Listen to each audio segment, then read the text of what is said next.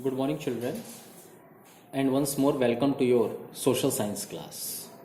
Children, today we will study one chapter from your history book, and the chapter is Nationalism in India.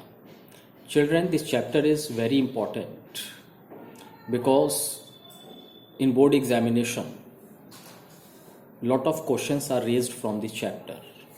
So, what I mean to say that from examination point of view, this chapter is very important. So let us start this chapter.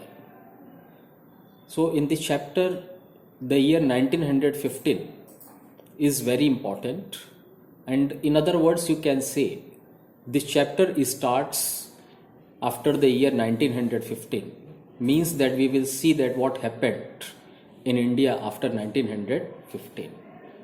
So as you know that in 1915, Mahatma Gandhi returned from South Africa, and before his arrival in India, he was already a hero for the Indian people. You know why?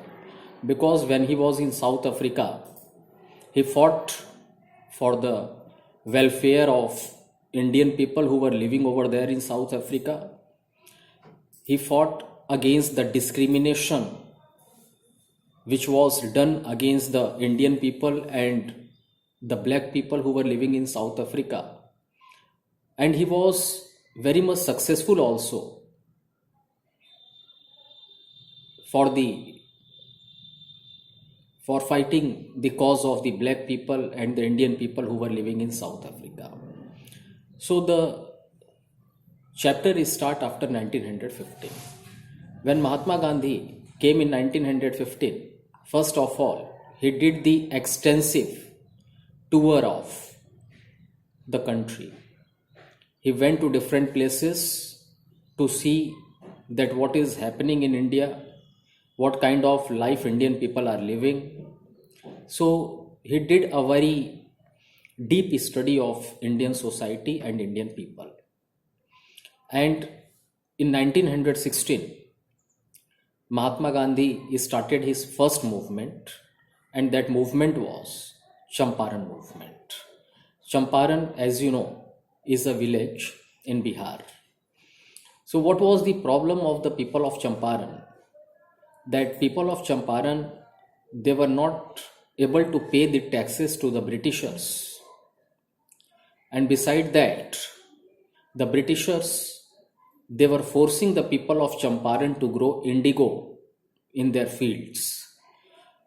And there was a condition also that every farmer, every villager of Champaran had to grow indigo on at least 15% of the total land which the farmer was having. But the farmers, they were reluctant. Reluctant means that they were not willing to grow indigo in their fields. Why? Because indigo plant, the root of indigo plant goes very deep in the soil, and it absorbs all the nutrients, all the fertility of the soil. So Indian farmers, they are aware of this thing, that if they grow indigo in their fields for 3 to 4 years, then the soil will lose the fertility forever. That's why they were reluctant to grow indigo. And not only that, the Britishers, they were forcing the farmers to grow indigo because the same time back in England, industrialization was taking place, and all those industries were mainly textile industries, and they needed colorant, they needed dye for their industries. And in those days, dye was produced from indigo. That's why the Britishers, they were forcing the Indian farmers to grow indigo.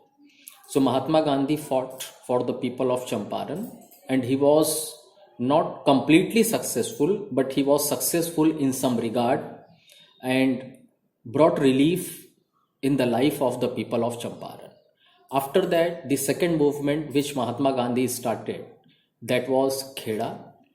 That was in 1917, and after that, next year again he started a movement for the mill worker. And you can say that as he came in 1915, back to back he launched 3 movements. in 1916, 17, and 18, and he was very successful in all these three movements.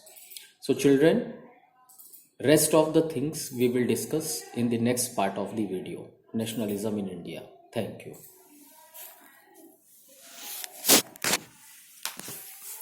कैसा था